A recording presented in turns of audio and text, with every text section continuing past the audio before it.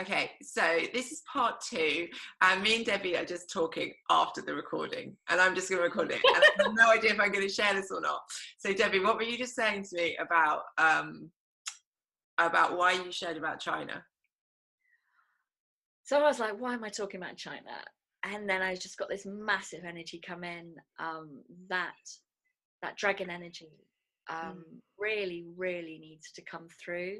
Tell me what you understand the dragon energy to be, because it's like I still feel like I'm learning about this one. Like I had, like it was about 2 years ago when I really started doing. Oh no, it couldn't have been 2 years ago. Oh, I'm really confused. Maybe it is nearly 2 years ago, and I went to Wales and I had this dragon experience, and it was really powerful. And ever since then, the dragon energy is just showing up everywhere now. It's like this real awakening of, or coming back of, the dragon energy. So yeah, I would love to hear your perspective on what you think it is, if you have one. For me, yes. For me, I can't read anything. I'm not allowed to research dragon energy. I've tried. When I started learning about dragons, I was like, whoa, okay. And then I Googled, and then I literally bounced off anything I tried to read. It was almost like my eyes were being pulled away, or I couldn't see the page. And that happens with me a lot with a lot of things, that I'm not allowed to go into what other people have experienced. I have to just meet it straight through my own experience. And for me, they're elemental. Yeah. The different dragons, the air, fire dragons. Yeah. For me, they are. So for me, a lot of the masters and guardians come to me as a dragon. So if I have a master teacher, so Padmasambhava was coming to me a lot before and after and during my time in the Himalayas. But he came to me as a dragon, and I obviously didn't realize at the beginning. And so I had all these dreams about this certain dragon and its certain colors. And it was I think it was the day before I flew to India that it revealed to me that it was him. So his lineage and his key code and his as a master, but also, so for him, as he was a man who was born, but also that would be a manifestation of a star frequencies, of a wisdom lineage from the stars. Oh my god, okay, I have another question. Oh my god, I'm getting I'm pretending we're not really recording this, but we are. What do you see a star as then? Like, to kind of go back. That's the question. So for me, the dragons come as, so they're protectors and guardians and wisdom keepers. They appear and they show me the way, but also they are for me, they're libraries of information. Do you know, it's such a big question. It's really big, isn't it? And I mean, they do show up differently for everybody. Everybody has a different. So when I was in China, we'll go back to China. China wants to share. So when I was in China, the dragon energy was just with me all the time. So I did see them around me as, your archetypal flying dragons. And very often, if I was in a situation that the energy was not great, I would feel them around me. But also, often I was them. So when I was in the Ming tombs, there was certain work to do. And that's what happens with spirit this lineage key code work is you go, what do I have to do in the Ming tomb? And they go, be a tourist. You're like, really? So it's so when say I walk into a space, or anyone else, you know, who is called to anchor light, you walk into a space, but you get animated. So by that divine key code sequence animates you. So you walk left. And I remember in the Ming tombs, I was with a group of about 60 people. I went to the toilet. I came out, there's nobody, like no one. And it's the tourist attraction. There are thousands of people wherever you go in China, and there I couldn't see one person, to the point where I thought, am I even, if I come out of the toilet into another reality? It was so crazy. But I got told where to walk, and to stand. But I could feel the dragon energy was, yeah, I was in like a no mind. You go into no mind. It's almost you become the Stargate. And I got a lot of information about the dragons, but I was one too. So it was my energy. So I think in our humanness, we need to place things in certain boxes, don't we? Yeah. And what I'm getting at the moment is everything is going to be rewritten. Everything about everything, even about our spiritual knowledge. A lot of our spiritual knowledge has come through this matrix of mind control. And so even certain spiritual truths I'm really getting will be blown out of the water. Oh, I so feel the truth in that. I can see it. Yeah. I can see the energy in that yeah, we've only had a portion of Who we are. becoming quite distorted as well. Yeah. And So do you think the dragons are clear? Is this dragon energy clearing these lines? It's just what I'm seeing right now. Yeah. I can feel that. And it's, so I have this thing that I may come across a spiritual teaching. I don't want to name things because it's just, it's not so nice. Maybe a certain archetype or a spiritual something that is quite a mainstream teaching that a lot of people maybe run courses about, or and I kind of hit it. It's almost like my whole being bounces off it, and I'll buy a book about this ascended person or something, or this certain thing, and it's like I cannot read the book.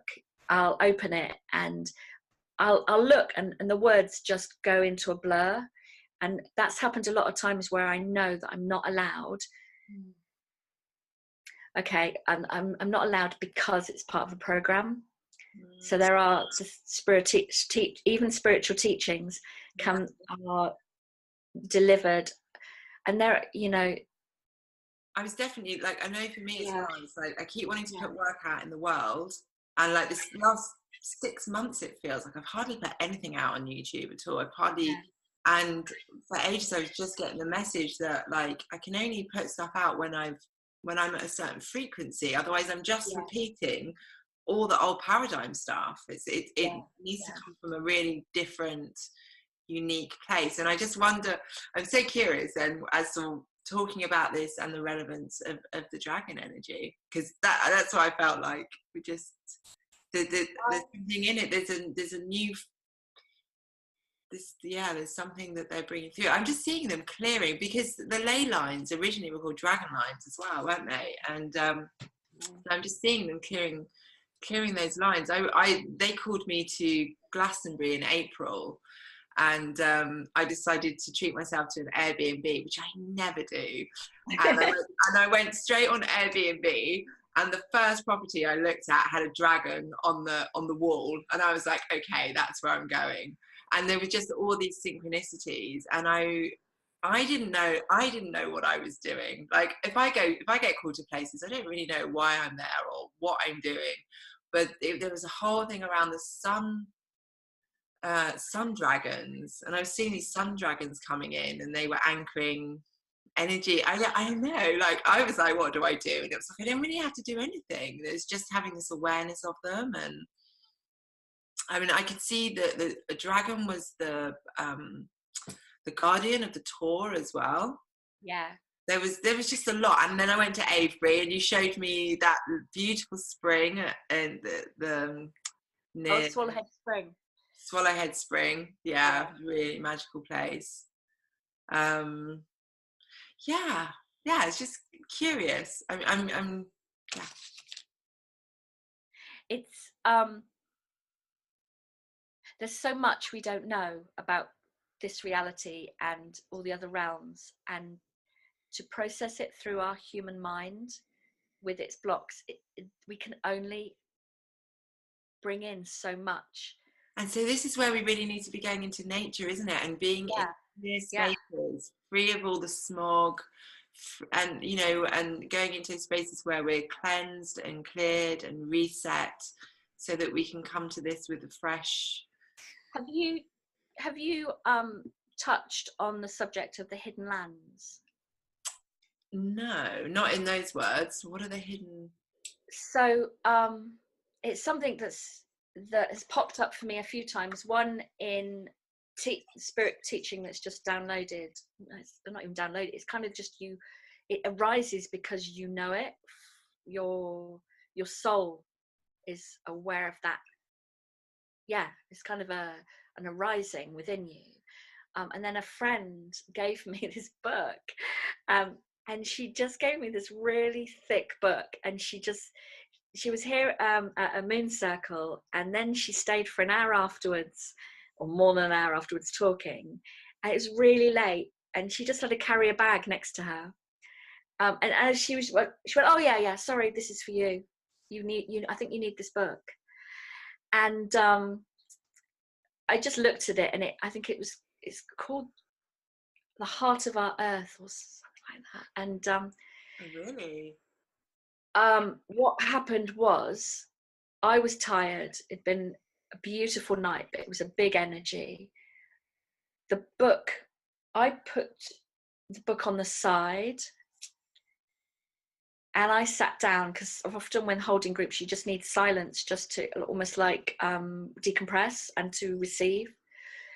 But this book was alive. I could feel it almost like a computer key code sequence, like in the kids' films, like beeping and lights. And it was like, what is this book? So I went and got it, sat down and held it. And I felt the book download through me, like a whole teaching, just by holding the book. Mm-hmm. And then, of course, then when I opened it, I realized that it was what they call a terma treasure in the Tibetan teachings. Is so what happens is that the wisdom and the energy and the prayers and the keys have been passed down through time, so they get placed. They can be placed in the earth, in the realms, in the water, in the air, in the mountains. And so they are, I would say, a key code sequence, but I know it's called a terma treasure. And this book was a terma treasure. It was literally, as I held it, it was like a computer downloading through me. But the book is about the hidden lands, and it's about an amazing guy who travels through Tibet to this certain place, to this certain valley, which is absolutely inaccessible. It takes weeks and weeks to get there, and then to go into these caves, and it literally goes into the earth. You actually have to rock climb and navigate rapids to get into the cave. But what was coming through from what he was saying in writing the book, and it was really coming through me, was these hidden lands, which are worlds within our world, and they're so pristine and so pure. And I think I know these. I think I know this.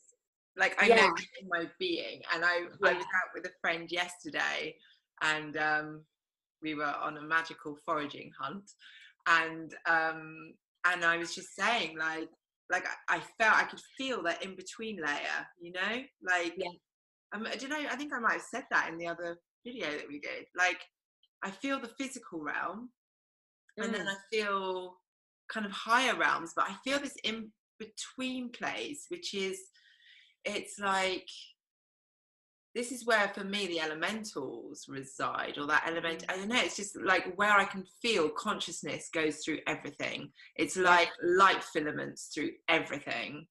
It's yeah, just, yeah, yeah, is it that? yeah. And it is other worlds. It's worlds within this world, and Yeah. they are so guarded. And the thing I love the most is they are completely invisible and unavailable to anyone who isn't aligned with that space. And I can feel that even when I walk, like when I used to walk, when I was first awakening to these realms, and I'd go Yeah, for a walk, if I was walking and I was in my mind, I wouldn't feel them. And as yeah, soon as they drop out of my mind and into my heart, then I can feel like I wasn't having like massive experience. I'm not sort of seeing things. I can just sense it and feel it. And I can feel these other beings, but yeah. And everything looks different. The same but yeah. different as well. It Are these actually other? There were other worlds within this world, and places of even as I'm speaking, it's like I'm needing to pull it through me, because I do remember, I do know, Yeah. but my Debbie head needs to to kind of receive it. But in this treasure revealing is that you are what I was getting is from the intentions and the purity of these lineages you are born from.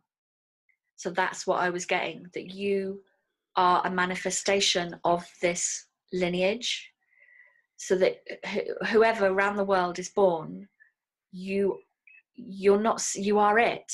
So there's no separateness.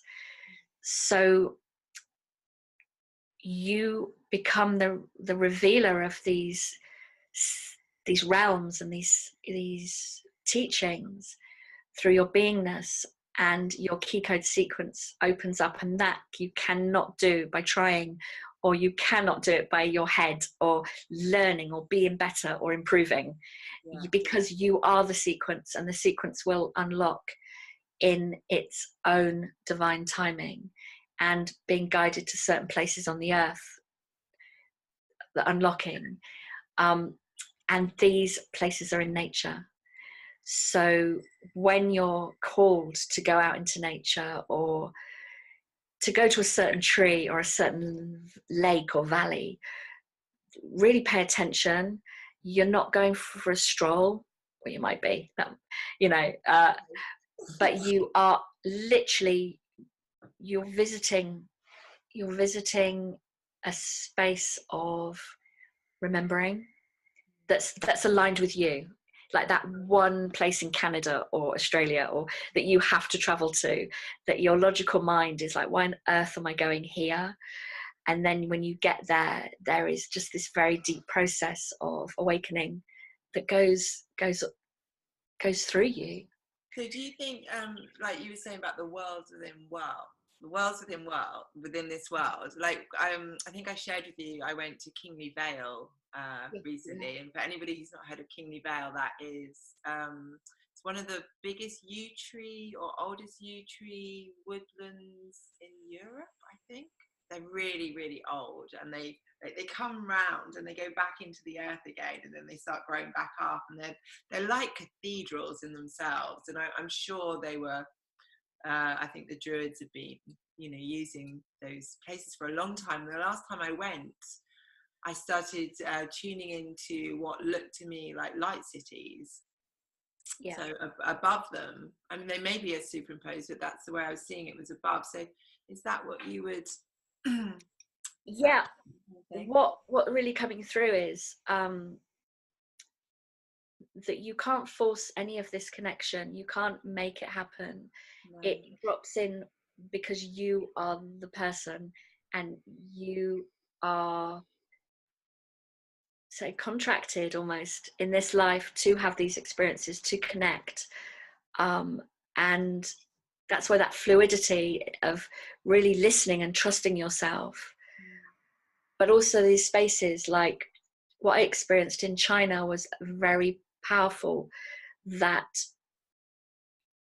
I was like in a world that was different to the people I was with. Yeah. And sometimes it's really upsetting because I was, so say, on holiday with a friend and within a larger group of tourists, and none of us could meet. There was no meeting in the middle really on any level, and I found it really upsetting because I wanted to have a nice holiday with my friend, but I was literally walking in another world, within those ancient pathways and timelines. And at one point in the Ming tombs, all the emperors, all the Ming, no, it was all the emperors came to me. All the Chinese emperors appeared to me, and they told me that they were held in a bondage of pain and karma, and that they, through the war and the battle and all those souls that had died, because of their decisions, that they were in a kind of a web of almost like a seal of trauma. And they told me it was the feminine heart, that was the key code, and that taking that feminine heart into those sites would release the contracts and the vows. But it was the dragon energy that came in, as well. And it's really,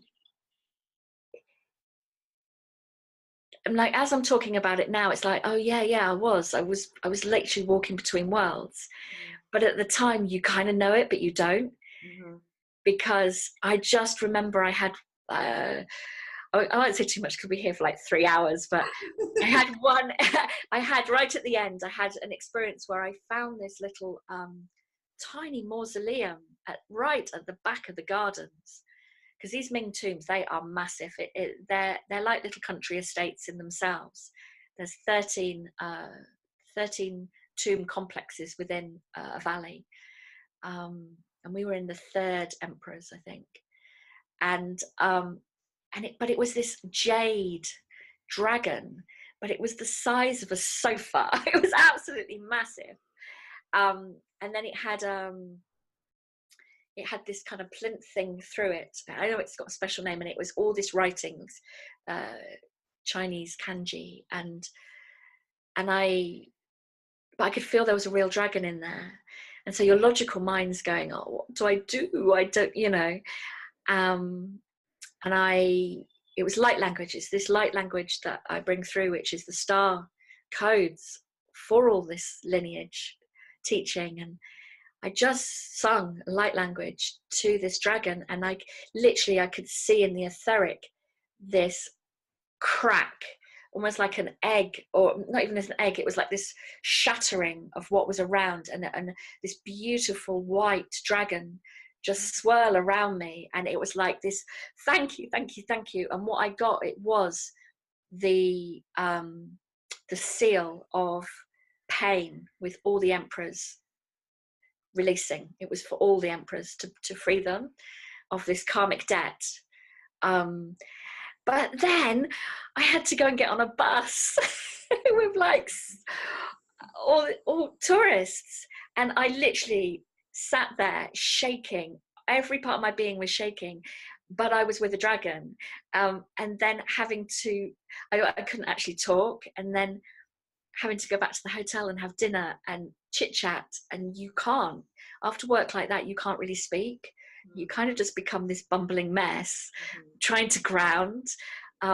So yeah, I think I needed to share that energy anyway, but also, it definitely wanted to come through today. Yeah, it definitely did. And it is so magical and wild and wonderful, but also it's serious work, because these vows, contracts and grids around the earth are holding her and humanity in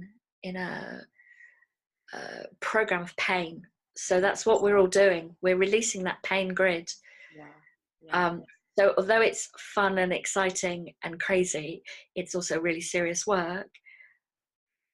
But then you have to mold back into everyday life, and that's the hard thing sometimes. Yeah. But also for anyone listening who is feeling this growing within them, this need to be in certain places, and that they are a key, is one, if anyone wants to talk to me, contact me, because if they've got any questions, or because sometimes just even bouncing it off someone else, it'll just ground it. But also to trust what comes from within, because those worlds are your teachers more than anything in this reality, because they'll always look after you and protect you and make sure that you're in the right place at the right time within a galaxy of timelines, not just today, So when we do this work, we are slotting, even this conversation is we've tried so hard, haven't we, to talk? It's been months, isn't it? I think it's been months and months. It's like, should we do it? No, it's not right. That I know that even the energy of talking coming through this house, through your house, and Venus and everything that's aligning now is an unlocking as well. And to everyone who listens will receive a transmission of that heart light and that love. Absolutely. I really felt that for today's conversation, that it was a transmission. I didn't know what it was a transmission of, and in a way I still don't, but I don't know the fullness, because I think it will hold different things for different people as well. So but yeah, it's magical, isn't it? Can I do a transmission? Yeah, do. Yes, what I'm feeling is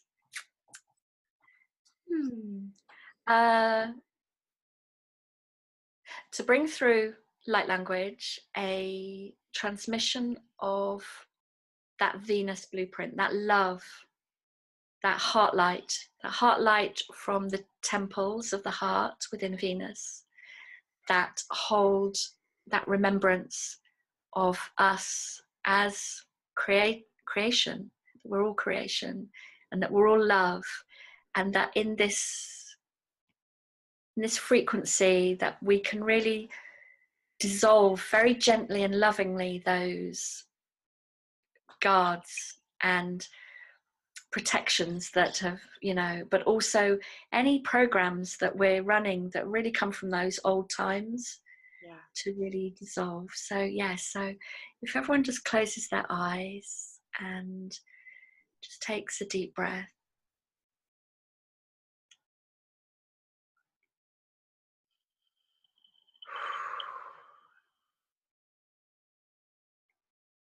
I think there's a fire dragon, a Chinese fire dragon in here as well. There's something about the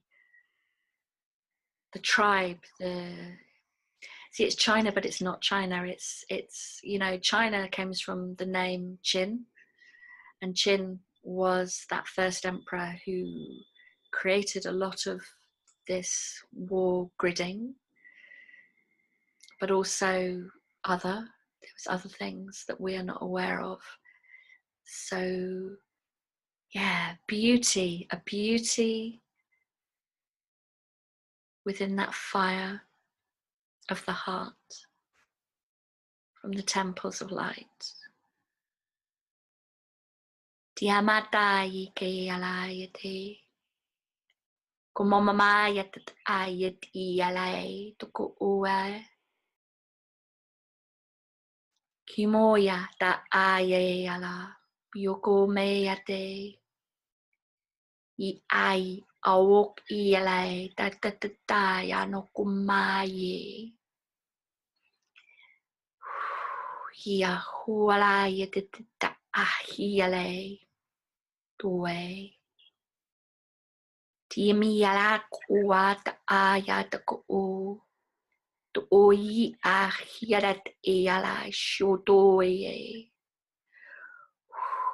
Iyamete yale.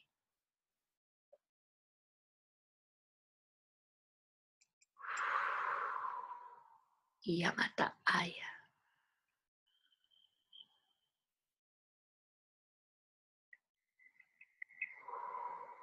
It's done.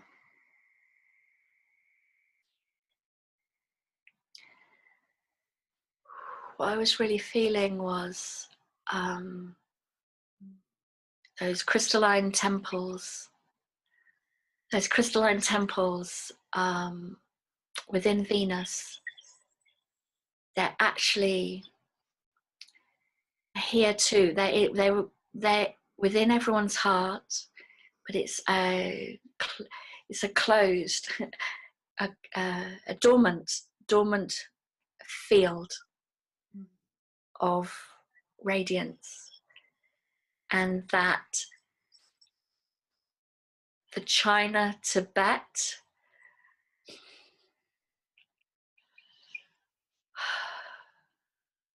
lineage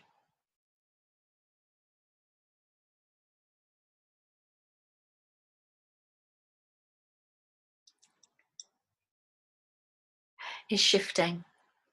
As the history is shifting, so that the imprint of war can be dissolved and returned back to the truth of love. And that with each person that hears this, that temple of love within them, that crystalline, it's like a sound, a beautiful music, like a dance, can awaken within them. Because we're all dancing. We're all dancing our soul's dance, aren't we? Yeah. Yeah. Yeah. Thank you. That's all. I really feel to finish there, and thank you so much for that, Debbie. That's so beautiful. Yeah. Thank you, and thank you for kind of realizing we needed to continue. Yeah. Awesome. No, that's absolutely magic. Thank you. Okay. Finishing. Yeah, we'll finish.